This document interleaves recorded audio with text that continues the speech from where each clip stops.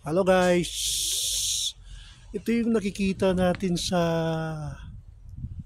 movie ng The Frozen Elsa, Winter Storm. Ito na-experience namin. It's about 9 o'clock in the evening at 9:07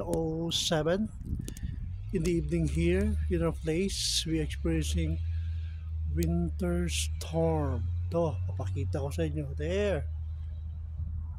Hello! Ayan guys!